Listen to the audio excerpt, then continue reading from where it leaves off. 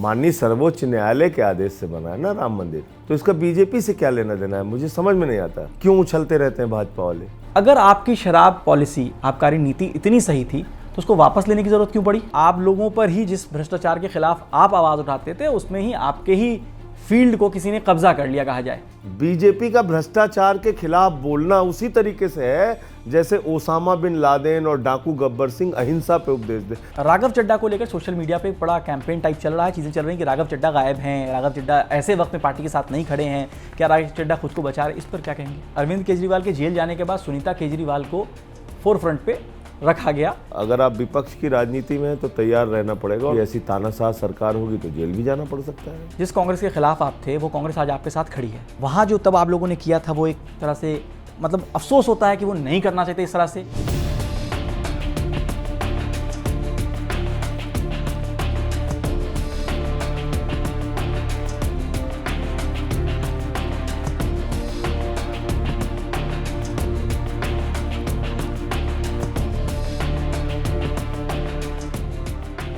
संजय जी 6 महीने जेल में रहना पड़ा, कभी लाइफ में सोचा था, मतलब एक आम आदमी की तरह अगर देखा जाए जेल में जाना बहुत बड़ी चीज़ होती है? नहीं, ऐसा नहीं कि नहीं सोचा था, क्योंकि ये पहली जेल यात्रा नहीं थी मेरी। इसके पहले भी मैं अलग अलग आंदोलनों में जेल जा चुका था पहले।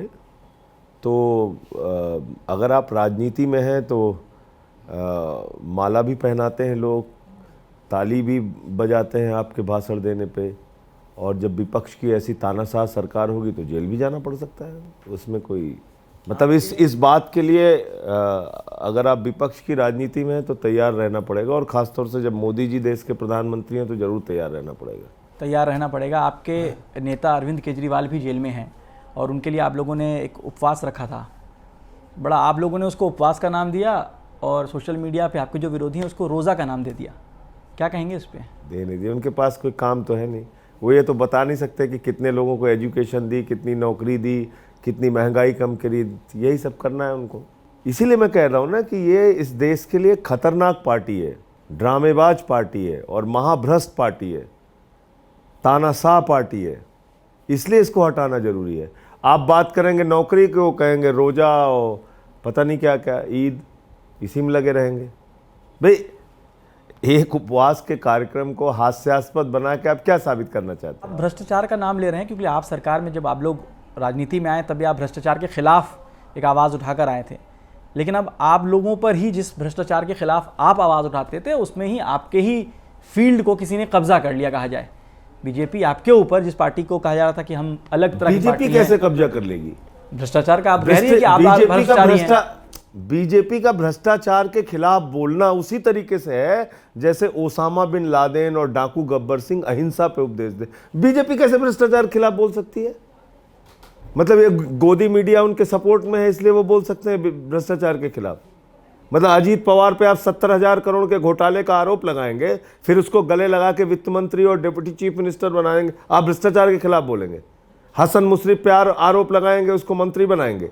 प्रफुल्ल पटेल पे आरोप लगाएंगे, फिर शामिल कर लेंगे अपने साथ।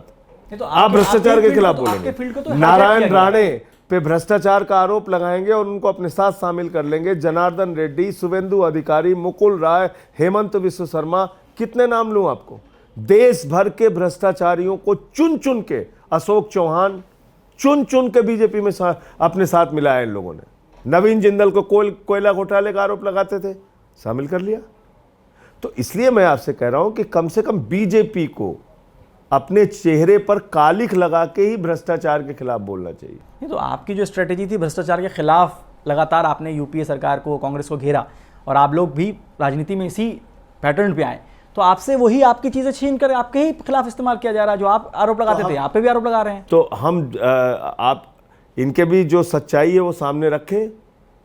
आरोप लगाने से थोड़ी कुछ आप देखिए, ये जो अरविंद केजरीवाल के खिलाफ मामला बना है, 10वीं का बच्चा यहाँ बिठा दीजिए, मैं 3 मिनट पे समझा दूंगा क्या आरोप है। वो बता देगा आपको कि कुछ नहीं इस मामले में।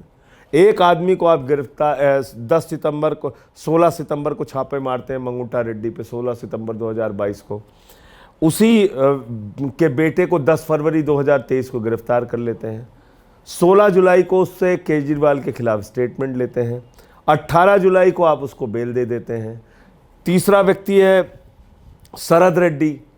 शरद रेड्डी के यहाँ आप 9 नवंबर 2022 को छापे मारते हैं, 10 दिसंबर को उसकी गिरफ्तारी करते हैं, 25 अप्रैल 2023 को उसको बेल मिल जाती है।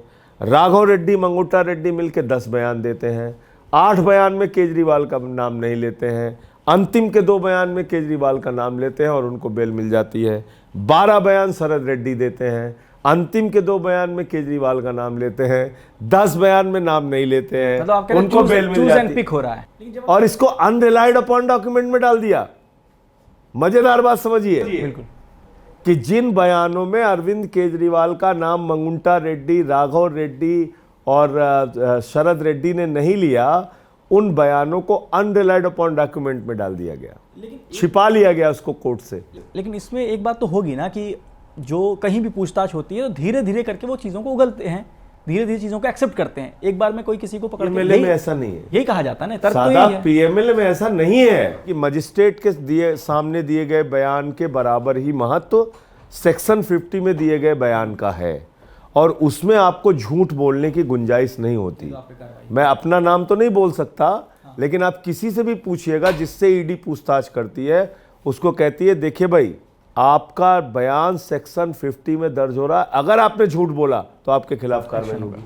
तो आप आ जाइए अरविंद केजरीवाल के केस में, अगर आपने 12 बयान लिए, आप कह रहे हैं अंतिम के 2 सही हो सकते हैं, अंतिम के 2 ही सही हो सकते हैं, यही तो आपका सवाल है। तो अगर 10 झूठ है तो उस पर कार्रवाई होगी, तो आप कह रहे हैं कार्रवाई नहीं होगी? नहीं हुई, न शरद रेड्डी पे, न राघव रेड्डी पे, न मंगुंटा रेड्डी पे।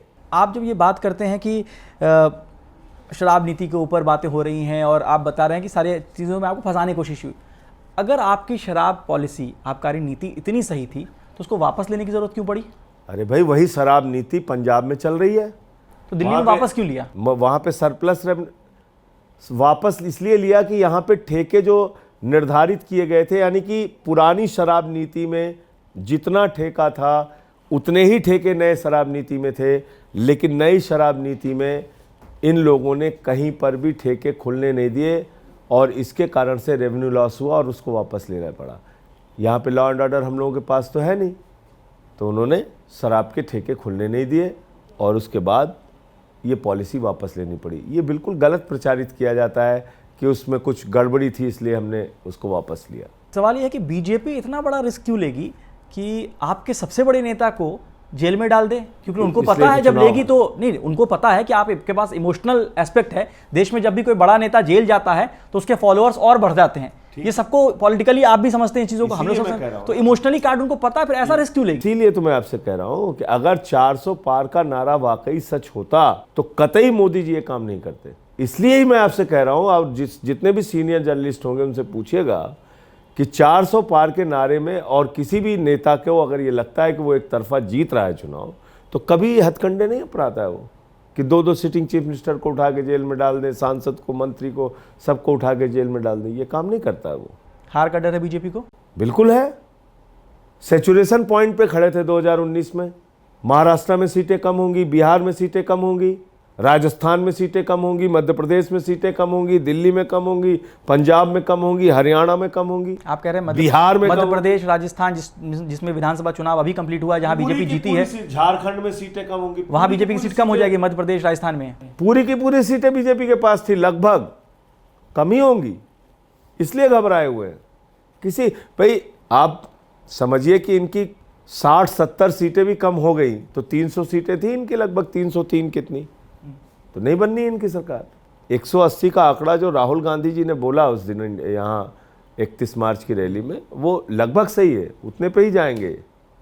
और ये जीत रहे होते तो ऐसी कार्रवाई नहीं करते, कोई भी राजनेता नहीं करता, मोदी नहीं, कोई भी नहीं करता। अरविंद केजरीवाल जेल में, मनीष सिसोदिया जेल में, सत्येंद्र जैन जेल में, आप जेल से छूट कर आए हैं। आपके मतलब इतना सारा जो है आपके यहाँ आरोप पे लग रहा है, क्या कहीं ना कहीं एक पॉइंट में डेंट लगा है आम आदमी पार्टी की छवि पे लोगों की नजर में? एकदम नहीं, सच सामने आया है लोगों के, और ये भी सच सामने आया है कि शराब घोटाला तो दरअसल बीजेपी ने किया है। 60 करोड़ रुपए की रिश्वत शरद रेड्डी से तो बीजेपी ने ली है, उसकी तो मनी ट्रेल भी सामने आ गई। एक आदमी ईडी की कस्टडी में है। आप इलेक्टोरल बॉन्ड की बात कर रहे हैं? इलेक्टोरल बॉन्ड की बात कर रहे हैं। किंगपिन शरद रेड्डी 10 नवंबर को गिरफ्तार होता है, 15 नवंबर को उसने 5 करोड़ रुपए कैसे दे दिया? उसके खाते नहीं सीज किया आपने? ईडी की कस्टडी में एक आदमी 6 महीने तक है और उसने 55 करोड़ रुपए बीजेपी को दे दिया, और मोदी जी को और नड्डा जी को और अमित शाह जी को पता ही नहीं चला। हवा में सब पैसा पहुंच गया बीजेपी के खाते में। शरद रेड्डी जब बीजेपी को पैसा देते हैं, जब बीजेपी को शरद रेड्डी को पैसा देते हैं तो आप सवाल उठाते हैं, लेकिन उसके अलावा और भी पार्टियों को शरद रेड्डी ने पैसा दिया है। अरे भाई, बीजेपी को कब दिया है पैसा? टाइमिंग के हिसाब से आप ये सवाल तो ये मतलब ये बुरा मत मानिएगा, ये बड़े हास्यास्पद सवाल है। जब एक आदमी ईडी की कस्टडी में शराब घोटाले में है, किंग पिन है, ईडी जानती है, बीजेपी जानती है, बीजेपी प्रेस कॉन्फ्रेंस कर रही है कि किंग पिन पकड़ लिया शरद रेड्डी को, उसके बाद उसने पैसा दिया, उसके खाते क्यों नहीं सीज हुए? एक आदमी को किंग पिन कह के आपने गिरफ्तार किया और उसके बाद उसने सीक्वेंस मिला लिए कब कब फिर तो वो गवाह हो गया। फिर वो गवाह हो गया, अप्रूवर भी हो गया, पैसे भी दिए। और आपके यहाँ भी तो खूब इलेक्टोरल बॉन्ड पे आप लोगों ने छापा, कई सीरीज, 3-4 सीरीज आपने छापा। कई स्टोरी। तो मैं तो बधाई देना चाहता हूँ, देश के लोगों को जगना होगा। अब आते हैं आपके पार्टी पे। अगर जिस तरह का सिचुएशन है, बार बार एक चीज़ें कहा जा रही है कि संवैधानिक चीज़ों को देखते हुए जेल से सरकार नहीं चल सकती, इन सब का हवाला देते हुए अगर एलजी या राष्ट्रपति शासन की बातें, इन तरह की बातें होती हैं, मतलब सरकार आपके यहाँ से निकलने की उस मौके पे या उस तरह की सिचुएशन पे आम आदमी पार्टी क्या करने वाली है? अच्छा, कैसे लग जाएगा भाई राष्ट्रपति? नहीं, मैं आपसे एक हाइपोथेटिकल, हाई कोर्ट ने 3 पिटीशन खारिज कर दी भाई। हाइपोथेटिकल क्वेश्चन के पीछे भी कोई आधार होना चाहिए ना। हमें एलजी वाला, हर बात में आपको एलजी रोकते हैं ना, ऐसा आप आरोप लगाते हैं, मैं उसी पे आ जा रहा हूँ। एलजी ने संविधान नहीं बनाया ना, वो बाबा साहब डॉक्टर भीमराव अंबेडकर थोड़ी है ना, नरेंद्र मोदी जी ने संविधान बनाया है। भारत का संविधान बनाया है बाबा साहब डॉक्टर भीमराव अंबेडकर जी ने, वो किसी विनय सक्सेना ने और नरेंद्र मोदी ने नहीं बनाया है। प्रॉब्लम ये है, ये लोग बनाए होते तो आपकी बात में मान लेता। अब ये तो बनाया नहीं है संविधान। हो सकता है बाबा साहब को अंदेशा रहा होगा कि 75 साल के बाद एक सरकार बनेगी इस देश में, ऐसी तानाशाह, तो इसलिए उन्होंने नहीं लिखा था। नहीं तो लिख देते कि फर्जी मुकदमा होने पर भी अगर आपको जेल भेजा जाए तो तुरंत इस्तीफा दीजिए, तो ऐसा नहीं लिखा है ना। 3 पिटीशन खारिज हो चुकी है हाई कोर्ट से। ये सवाल इसलिए उठ रहा है क्योंकि अरविंद केजरीवाल के जेल जाने के बाद सुनीता केजरीवाल को फोर फ्रंट पे रखा गया, पार्टी ने रखा, तो ये सवाल कम्युनिकेशन में इस समय वही है, परिवार के नाते वही कम्युनिकेशन में है, उन्हीं की मुलाकात हो पा रही है, उन्हीं से बातचीत हो पा रही है। तो जो निर्देश केजरीवाल जी का आता है उनके माध्यम से हम सब तक पहुंचता है। जहां तक पार्टी का ऑफिशियल स्टैंड है, 10 बार बता चुके, दिल्ली की जनता के बीच में सर्वे करके बता चुके, विधानसभा में बहुमत लेके बता चुके, केजरीवाल मुख्यमंत्री थे, हैं और रहेंगे। एक और आपकी पार्टी से ही है कि राघव चड्ढा को लेकर सोशल मीडिया पे बड़ा कैंपेन टाइप चल रहा है, चीज़ें चल रही हैं कि राघव चड्ढा गायब हैं, राघव चड्ढा ऐसे वक्त में पार्टी के साथ नहीं खड़े हैं, क्या राघव चड्ढा खुद को बचा रहे, इस पर क्या कहेंगे? अभी पार्टी के अंदर हर आदमी अपने अपने किसी काम में लगा हुआ है, उसके लिए हम कहाँ तक जो जिसको सोचना है सोचने दीजिए, वो ज़्यादा महत्वपूर्ण नहीं।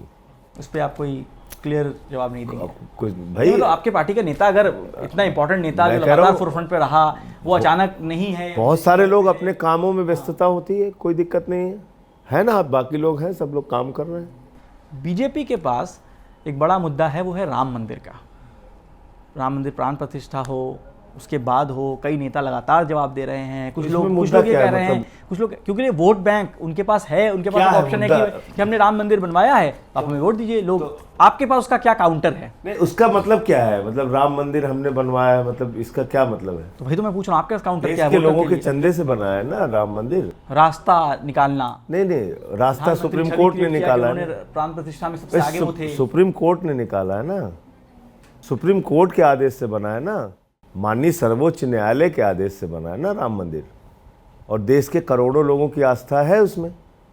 तो इसका बीजेपी से क्या लेना देना है? मुझे समझ में नहीं आता, क्यों उछलते रहते हैं भाजपा वाले, क्या वजह है? प्रभु श्री राम इस देश के लोगों के आस्था के प्रतीक हैं, उसमें चाहे भाजपाई हों, चाहे समाजवादी वाले हों, चाहे आम आदमी वाले हों, चाहे कांग्रेसी हों, जिनकी आस्था होगी वो प्रभु श्री राम के प्रति अपनी आस्था का प्रदर्शन अपने हिसाब से करेगा। उसमें बीजेपी का क्या लेना है? तुम कौन, मैं खामखा, क्या मतलब है भाई तुम्हारा? तुम गेटकीपर हो राम मंदिर के, आप गेटकीपर है राम मंदिर के। कार्ड बांट के कार्ड बांट लिया, अरे भाई ये आ रहे हैं कि नहीं आ रहे हैं। हर आदमी अपने हिसाब से, जब उसका मन होगा, जब उसकी सुविधा होगी, जाएगा। गए थे ना केजरीवाल जी। आपको नहीं लगता कि इसका असर केजरीवाल जी और भगवंत मान जी अब असर की बात आप करेंगे फिर मैं उनकी चंदा चोरी पे बोलूंगा। चंदा चोरी करने वाले लोग हैं भाजपाई। प्रभु श्री राम के नाम पे चंदा चोरी किया है इन्होंने। और बताइए आप क्या जानना चाहते हैं? मैंने वो सारे कागज उजागर किए थे। इनका प्रभु श्री राम से क्या लेना देना है? राम मंदिर प्राण प्रतिष्ठा में नहीं जाना विपक्षी पार्टियों का, उसको आप कैसे देखते हैं? सही भाई मैं फिर अभी तो मैं बोल दिया फिर आप कह रहे हैं मैं पूछ रहा हूँ कि क्योंकि लोगों वो गेट कीपर है क्या? भाजपाई गेट कीपर है क्या प्रभु श्री राम के मंदिर के?